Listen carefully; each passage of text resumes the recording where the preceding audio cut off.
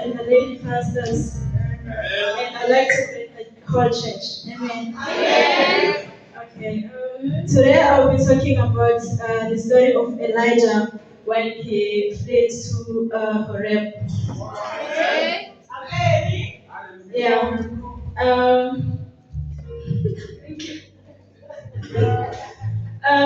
Ngicela ofundiswe First Kings verse 19.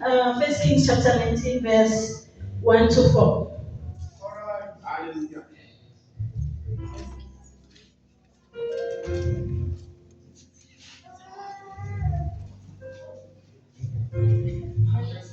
First Kings chapter 19 verse 1 to 4. U-Ahabi wamtshela u-Izebheli konke akwenzile u-Eliya, naphakathi kwalokho ukuba ubulele bonke abaprofethi ngenkemba. U-Izebheli wayesethuka isithuba ku-Eliya ngokuthi mabenze njalo kimi onkulunkulu, benzele futhi uma ngingakwenza wena ube njengomunye wabo ngalesi sikhathi kusasa. Esezwile lokho wasuka wahamba ukuba asile, waya eBerisheba elingela kwaJuda, washiya khona inceku yakhe. Verse 4. Kodwa yena wahamba ibanga losuku ehlane, waya wahlala phansi kolwele, wacela enhliziyweni yakhe ukuba afe. Wathi, sekwanele manje Jehova, sale usithatha umphefumulo wami ngokuba angilungile kunawo baba. Amen. I'll be basically summarizing the whole story from Ecclesiastes 1 to verse 12, but we won't read everything. Verse 1, it says, Now Ahab told Jezebel everything Elijah had done and how he had killed all the prophets with the sword. So Jezebel sent a messenger to Elijah to say, May the gods deal with me, be it so ever severely, if by this time tomorrow I do not make your life like that one of them. Elijah was afraid and he ran for his life. When he came to Beersheba in Judah, he left his servants there, while he himself went a day's journey into the wilderness. He came to Broom Bush, sat down under it and prayed that he might die. I have had enough, Lord, he said. Take my life. I am no better than my ancestors. And you realize that verse 1, the word will get around when you bring strongholds down. Elijah had killed our prophets. And now the words gets around because you have killed our prophets. And Elijah now sent his messenger, may the gods deal with me if be so severely by this time tomorrow I do not make your life like one of them. Jezebel is talking about her gods. If they don't deal with you, be so severely, they deal with my own life.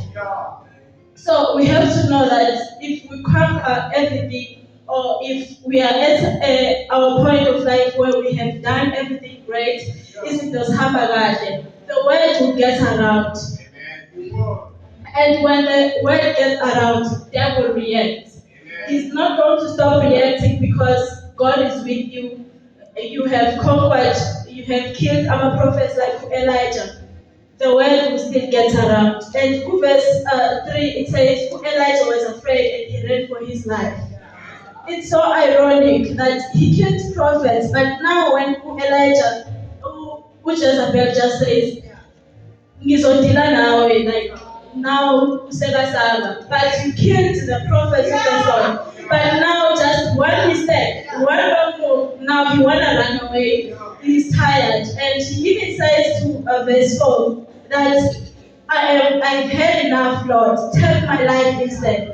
Now he wanna die because so a small event. You have killed our prophet Elijah. You have conquered a lot of problems. Now just a small money problem comes. Now you want to die. Now you want to give up. Now you want to say, God, I cannot do this anymore. But one thing that I like about Elijah, he's very honest to God about his feelings. He says, God, if you better take my own life. He didn't take his own life because he understood that his own life doesn't belong to him, it's for God.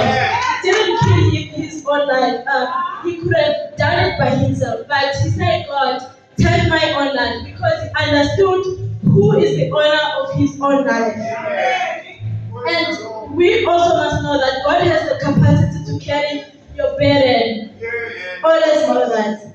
And then these other verses, it talks about when Elijah, when he was at the bush, he laid down there, and then the angel came to him and he said, Elijah, get up and eat. He got up, he ate, and then he slept again. And then the angel came again. He was like, get up and eat, for you are about to take a long journey. And after he had ate, he traveled for about 40 days and 40 nights.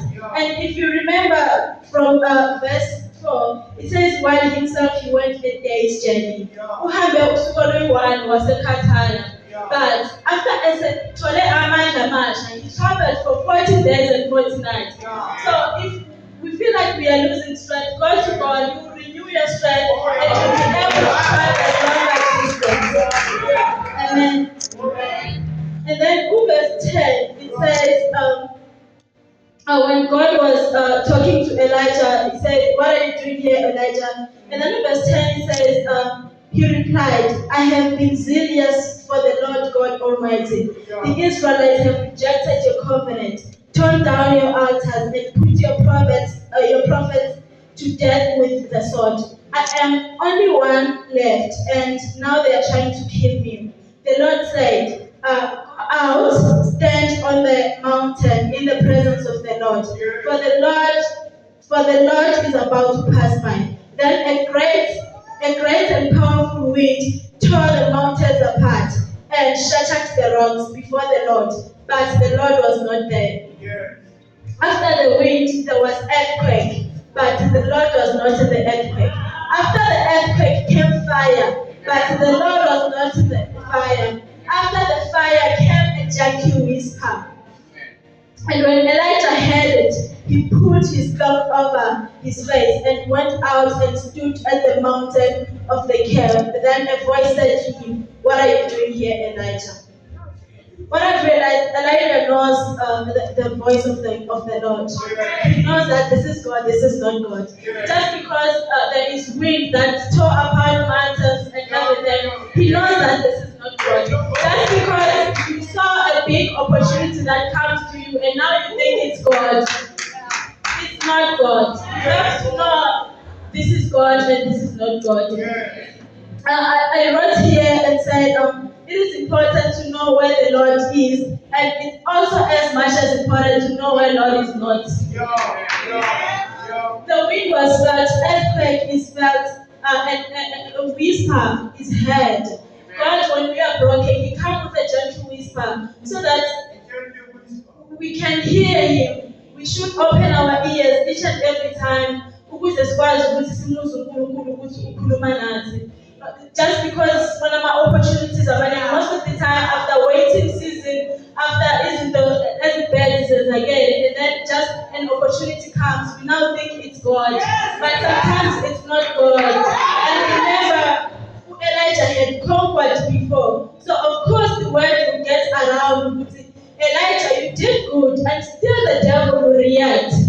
Elijah did this. So as much as you have done a good things, remember also the devil will react. Just because you got a good job, and remember usathane uzoza kulowo msebenzi owutholile. Sometimes as Christians we seem to think that just because we've conquered a lot of battles, it's over, like we are done. I have conquered that. There is more. The more the strength you have, the devil still comes. And that also doesn't mean that because abantu abanamandla kuNkulunkulu ibona kuphela abathola izilimo from usathane. Even you, lukewarm Christian, you will still get tempted by the devil. Even though I see in a negative standards every day just because I'm full of Satan, the devil will still come. The devil has one job. John 10:10 says he wants to steal, kill, and destroy. So you should always know that. Thank you.